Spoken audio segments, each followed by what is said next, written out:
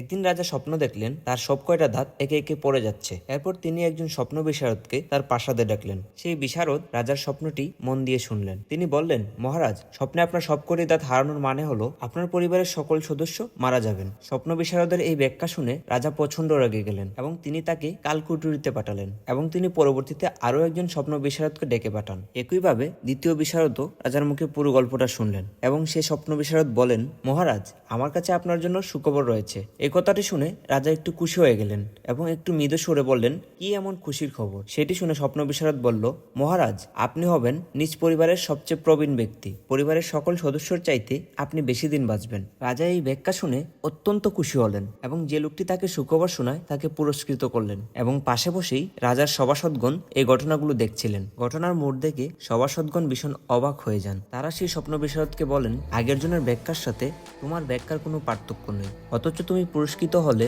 অন্যদিকে সে কালকুটুরিতে গেল। লোকটি বলল, ঠিক বলেছেন আপনি। কি বলছেন তার চেয়ে কিভাবে বলছেন সেটা গুরুত্বপূর্ণ। এই সম্পূর্ণ ঘটনাটি শোনার পরে আশা করি আমার নিয়মিত অডিয়েন্সের বোঝার আর বাকি নেই। অ্যাকচুয়ালি এই গল্পটি দ্বারা আমি কি বোঝাতে চেষ্টা করেছি, কথায় আছে শতাক বাণী যদি কথা বলতে জানি। তো কখন কি বলছেন তার চেয়ে গুরুত্বপূর্ণ হলো আপনি কিভাবে কথাগুলো প্রকাশ করতেছেন। ভিডিওটি যদি ভালো লাগে অবশ্যই একটি লাইক করে দিতে পারেন।